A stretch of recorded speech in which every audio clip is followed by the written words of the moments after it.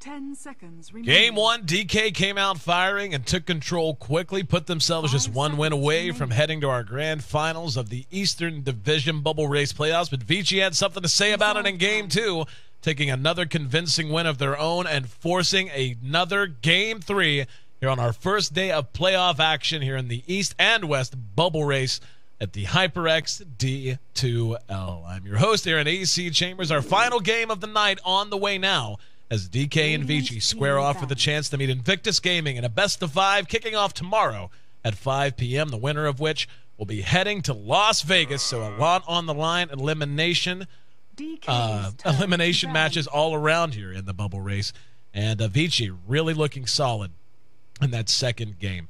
I'm joined, as always, by Ben Merlini-Wu, lending the insight and analysis. And you know, coming into the draft for the second game, we talked extensively about Vici and their strengths as a team, how well they tended to capitalize on early and mid-game precision. They just tended to make very few mistakes. DK, though, a team that knows how to pull it together down the stretch. Vici just able to snowball off of a very, very mid-game-centric lineup draft and able to get ahead in terms of late-game potential. And Burning and company never really had a chance to play catch-up. Now they're opening up with a Visage and a Dragon Knight. A lot of push potential already showing itself, lending itself very well to that same style.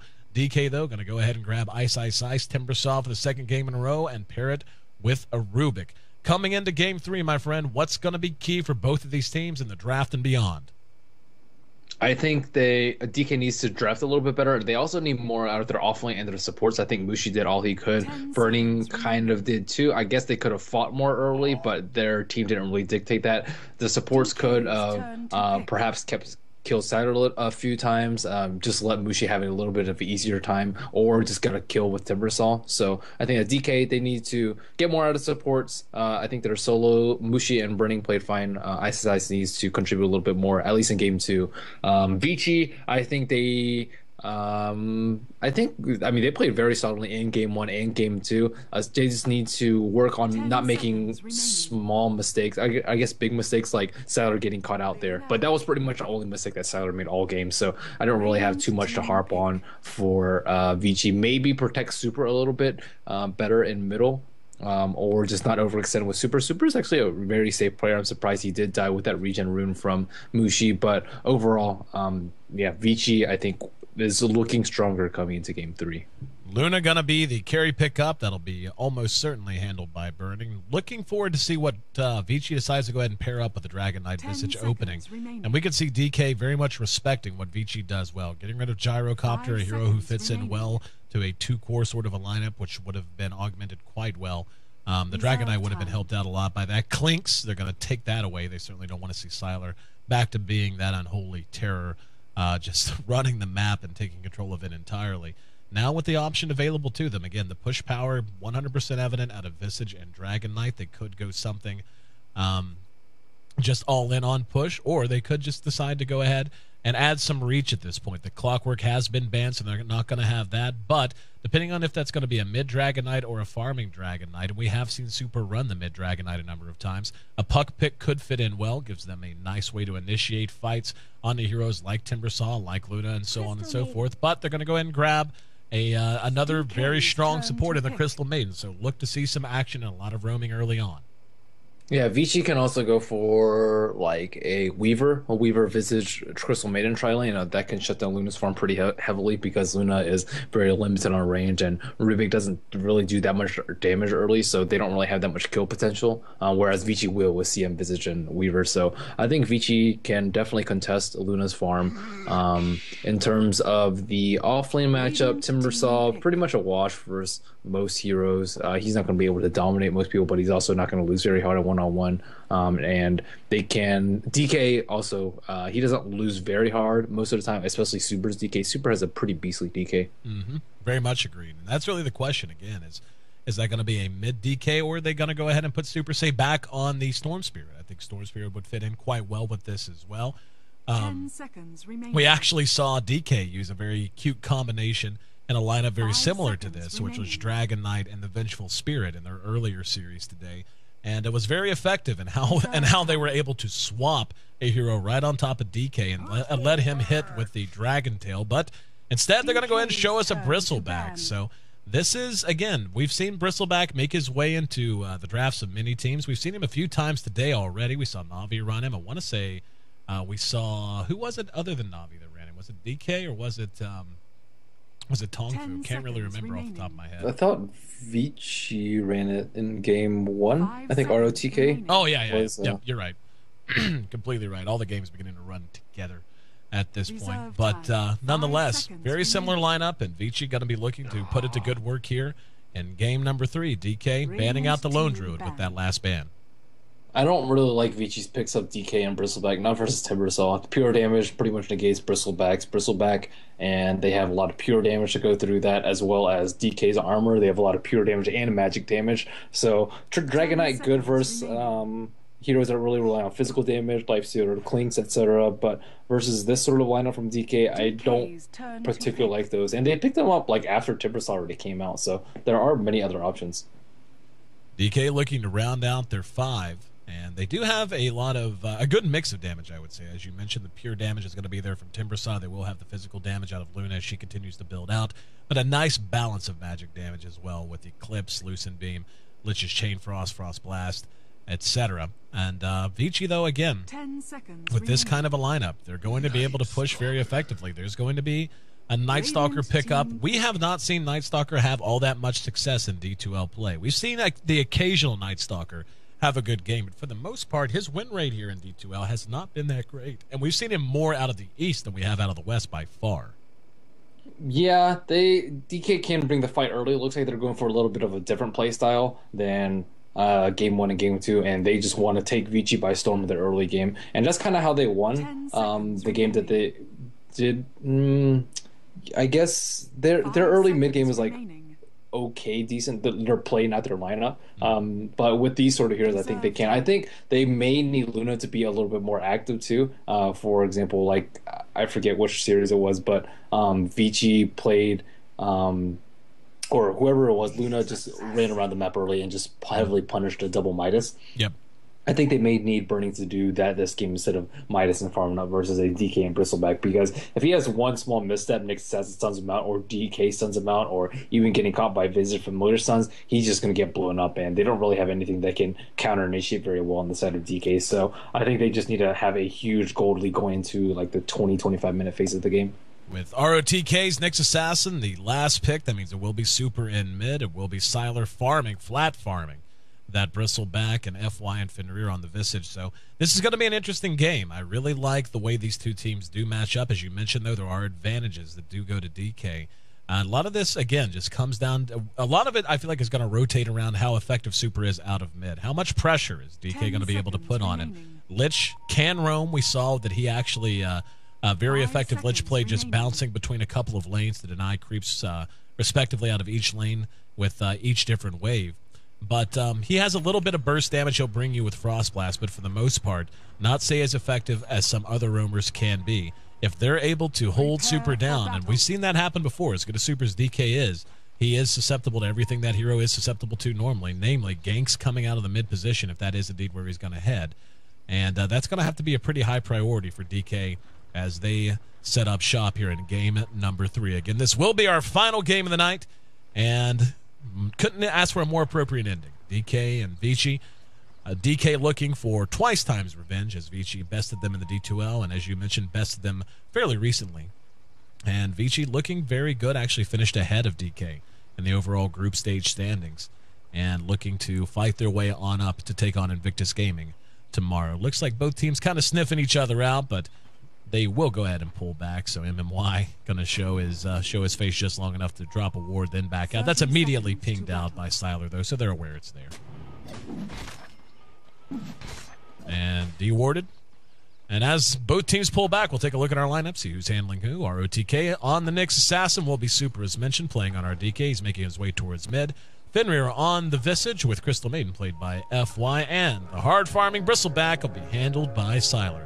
Other side of the river, Mushi going to be playing our Night Stalker. He's hanging out in mid here with Lanham, who's going to be ready to deny that first creep in mid with Sacrifice on the Lich, and there you go.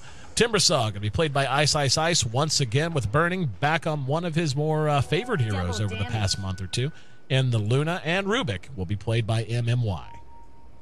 And Ice is not going to have an easy start on bottom. He does have a pretty nice creep block, but getting that early ward ward is going to be a very troublesome for him. We already see a smoke from Vici, FY, and Fenrir rotating mid, CM and Fenrir. Fenrir hasn't skilled up anything yet. CM already skilled up Frostbite.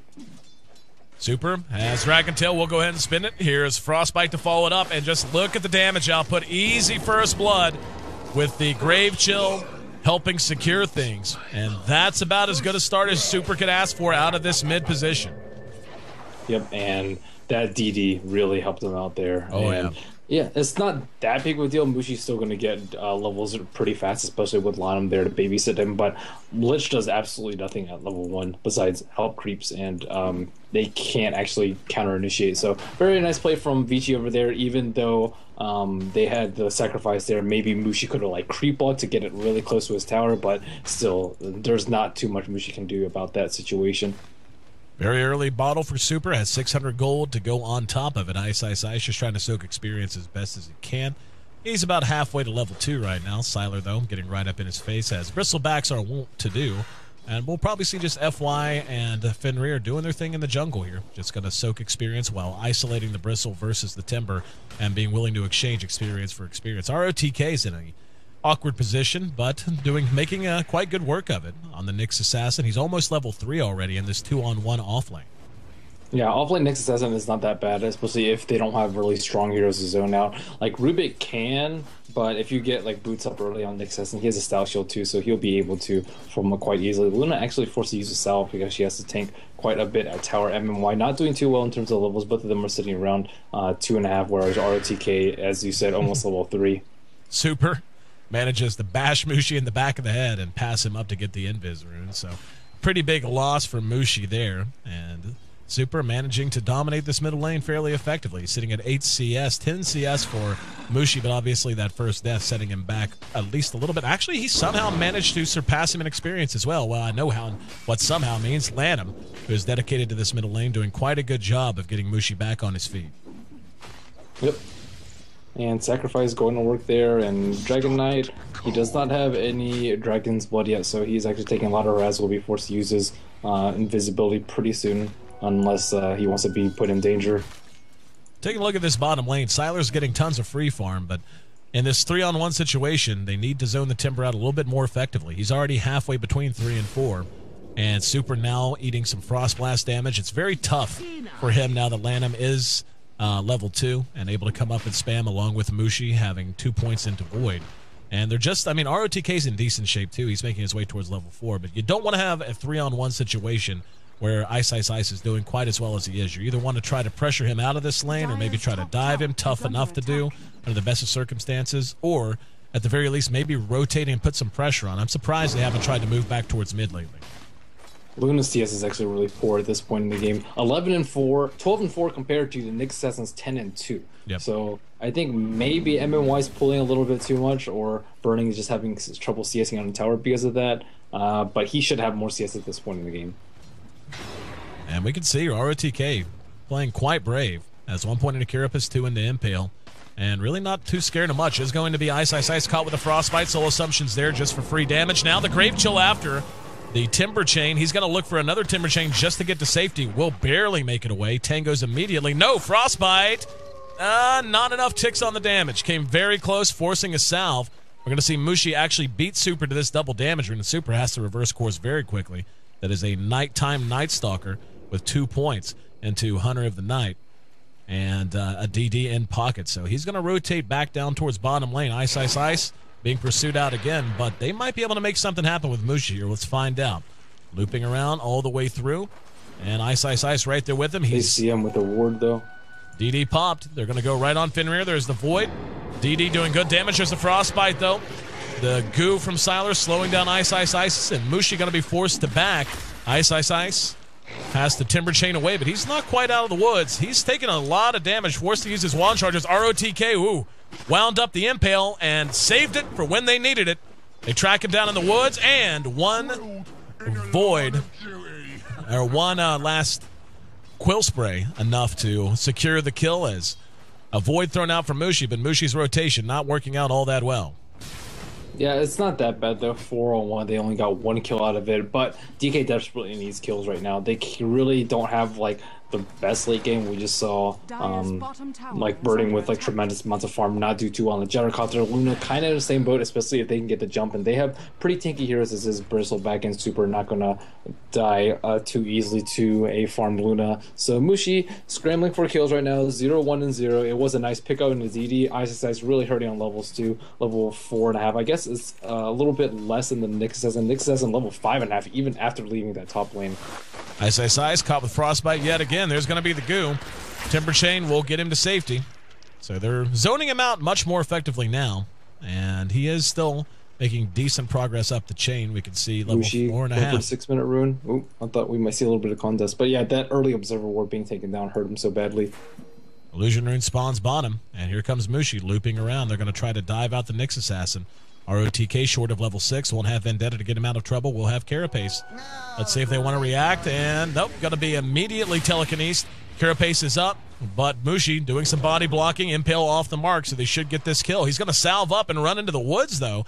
Actually gave him the old okey doke, and here comes a TPN. ROTK doesn't have enough mana to stun again, but with FY there, ROTK manages to make it away and Burning, caught with his hand in the cookie jar, ends up dead behind the tier 1 after that failed dive. So just like that, Vici has blown the early game open, make it 4-0, and they're just continuing to get work done across the map.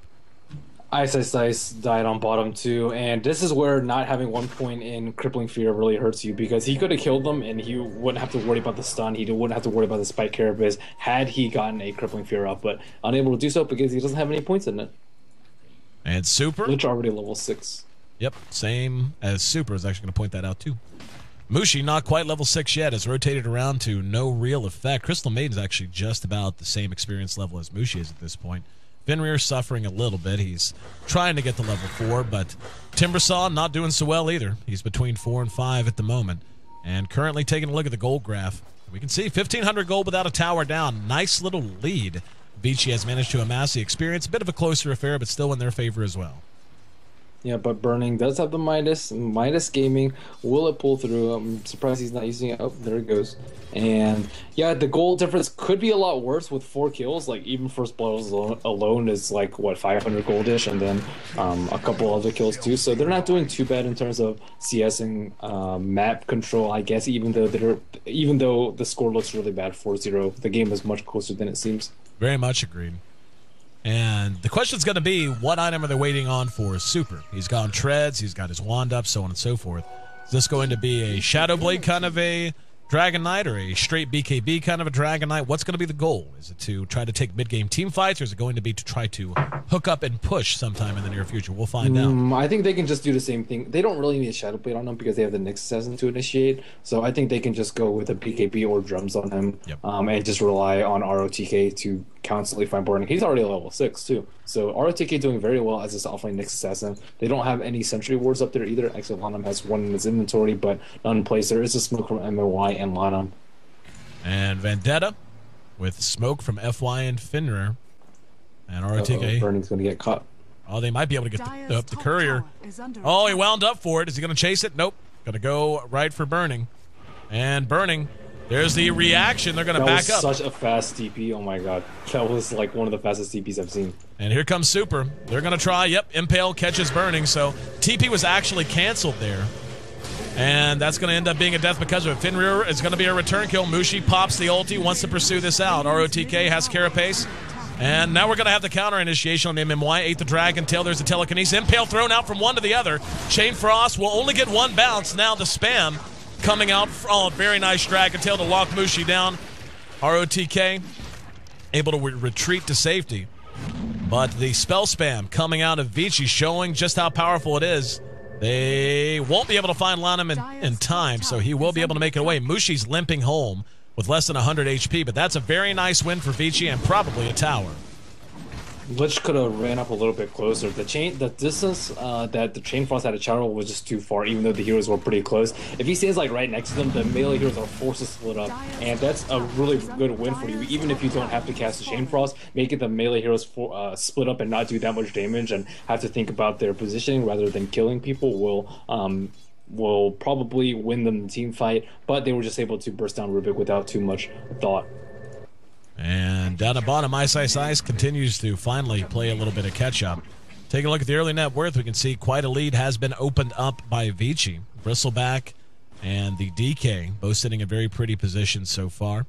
Daytime still with a couple of minutes left in it, and the ultimate on cooldown currently for Mushi for at least another minute and 40 seconds. And DD will be spotted out, though, so we'll be able to take a fight if needs be. It looks like DK looking to maybe bait something out here in bottom, as Burning and MMY have looked to hook up with Ice. Yeah, they have very devastating teamfight ultimates with Eclipse and Chain Frost, but just not really able to make anything happen yet. Mushi has tried to create opportunities for them, but Lich being a very passive hero, Ice not really rotating from bottom, just makes the early game very difficult for them. But still, not doing terribly in terms of farm. 3,000 gold lead for Vici after taking out that T1 tower. Burning TP top, farming away. I expect DK to try and play passively, defend towers if possible. Sylar has added a mechanism to his inventory, so he's sitting in very good shape in terms of being able to put together that push we were talking about. And they're just going to continue to pressure this tower. The damage output is not inconsiderable. Ice. Trying to Whirling Death, but really just not scary at all. Sylar simply does not care, tanking that tower right in the mouth. And even Chakram, not that big of a deterrent.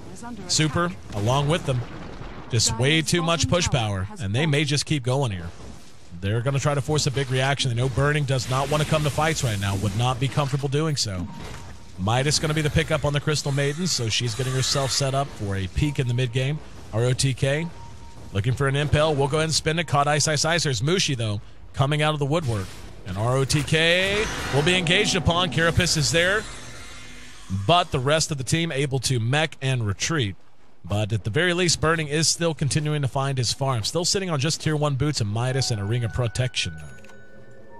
Yeah, their early mech pickup on Bristleback makes them want to fight really, really early, especially without any items up on DK right now. Like Luna, what she has, treads right now. Mushi just treads too. Lich nowhere close to Meg. Timbersaw just arcane boots, and Rubik just brown boots too. So they have a really big item advantage, just mech, and they have like decent items out too. Dragon Knight fairly close to his BKB, and Midas already out on CM, so they can wait a little bit, or they can just pressure with the mech. Not too much pressure on Vici right now. Night Stalker again, not that passive sort of farm, wait for 40 minutes sort of hero that Luna is.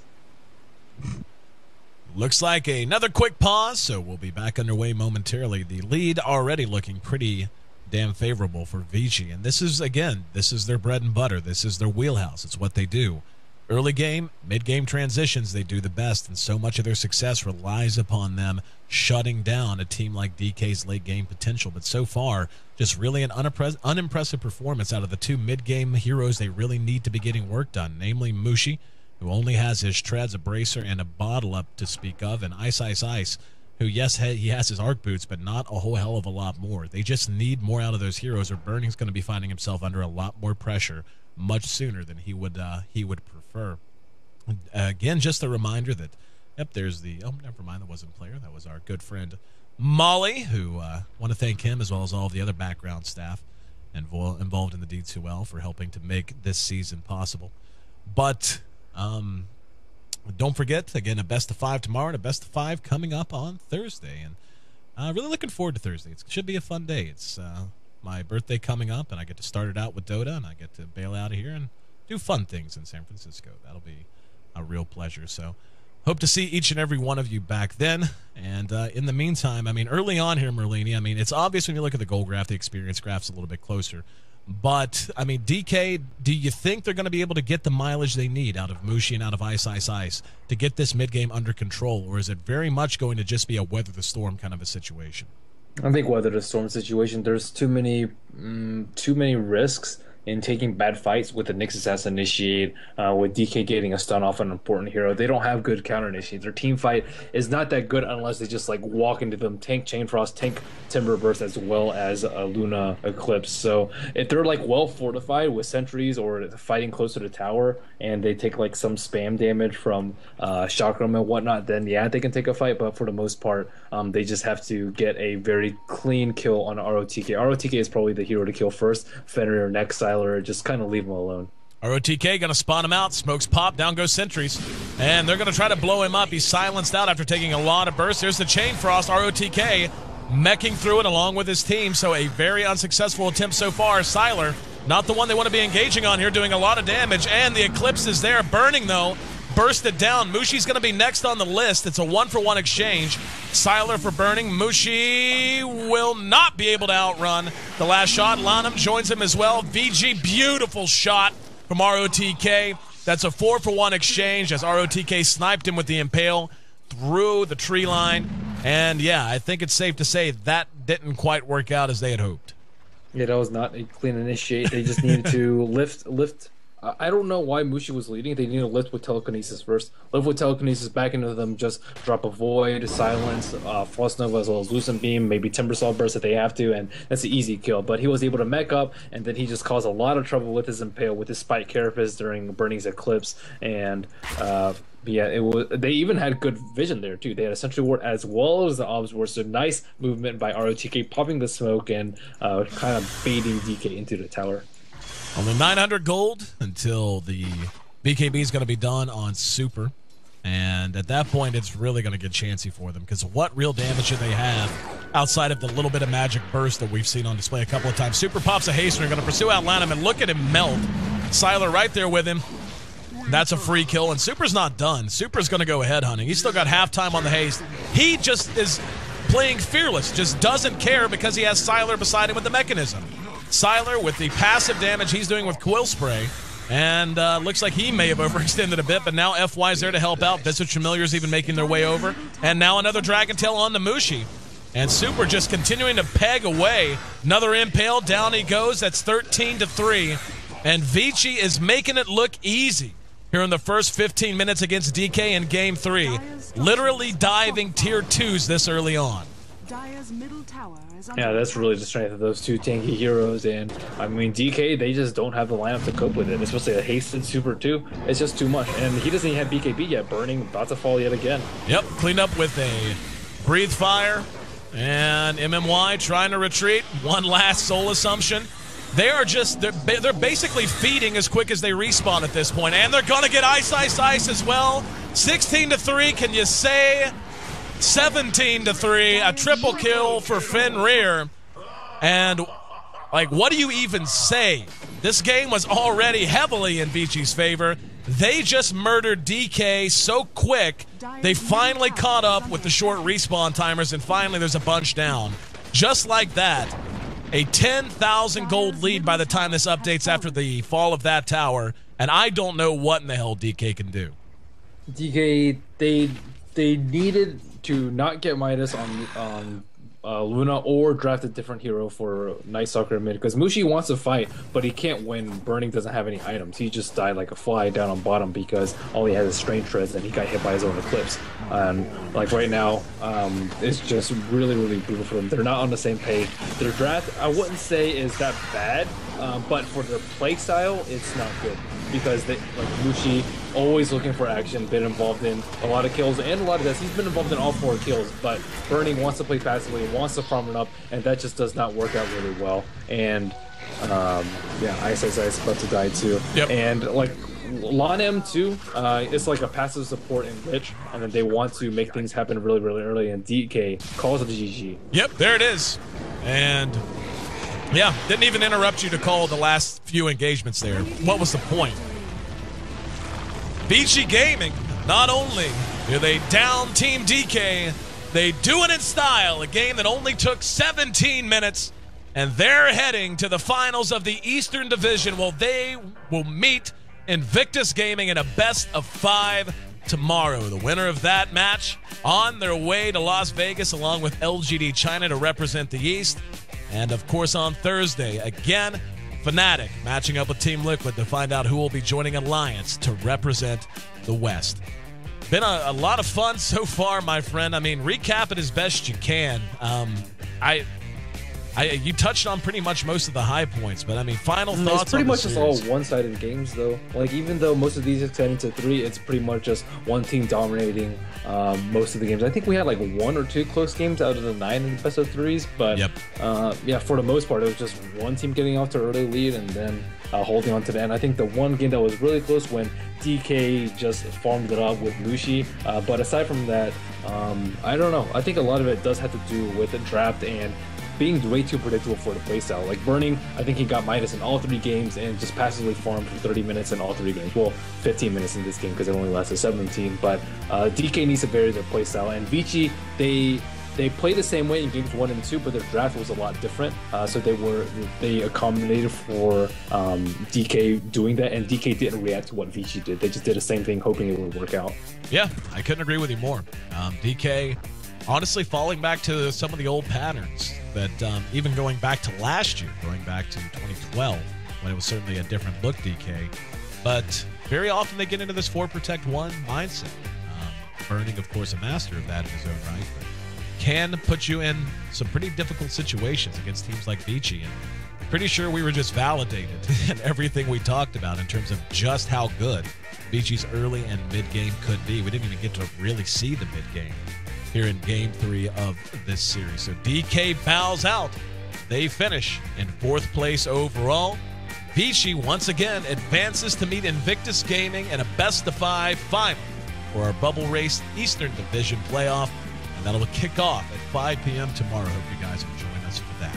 17 minutes, 3 seconds, the official game time. 22-4, an utter rout applied by Vici. It's been a fun day, guys. I'm your host, Aaron E.C. Chambers, the voice you've been hearing all day long, dropping the knowledge and you know, kind of being really awesome.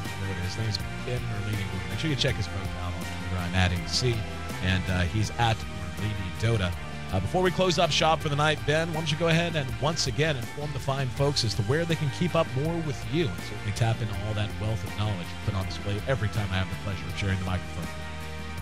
You can follow me on Twitter and Facebook and YouTube, all the relevant social media at /Merlini Dota. Thank you, AAC, for another fine cast. We'll be back on Thursday, you said? No, we're back tomorrow, actually. I was not going to lie, I was actually mistaken as well. I thought that we had 2 best-of-5s loaded up on Thursday. There has been a lot of schedule shifting. We've been working in part with EMS and so on and so forth to make sure we didn't overlap as much as we could. But tomorrow at 5 p.m. we'll be back with our Eastern Division Grand Final for our Bubble Race playoffs. It'll be at 5 p.m. And then Thursday, we're kicking off at 9 a.m. Pacific Standard Time for our Western Division race. And Ben, it's been a pleasure as always, my friend. Thank you so much for being here. And can't wait to get back with you tomorrow and on Thursday. Going to be a lot of fun. Once again, that was Ben Merlini Wu, and he'll be back again as always over coming days. We're getting down to the nitty-gritty now. Not a whole lot of Dota left to be played, at least online. Only 2 best-of-5s left. Again, Fnatic taking on Team Liquid on Thursday. Vici matching wits with Invictus coming up tomorrow. Winners of those matches will be joining Alliance and LGD China at our grand finals at Caesars Palace and Las Vegas.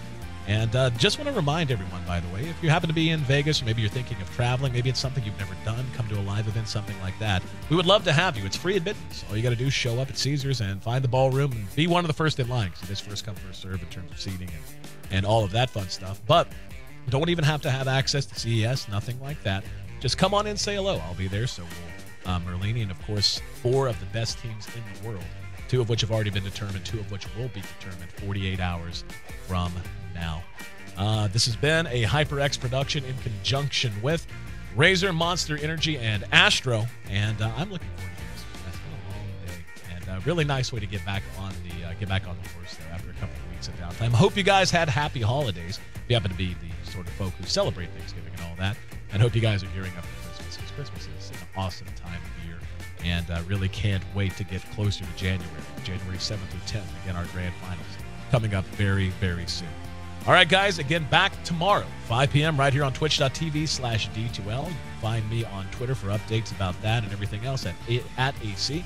And find me everywhere else, Facebook, YouTube, what have you. My Twitch channel as well as ACTV. Till then, enjoy your evening, morning, or afternoon, and enjoy some Dota.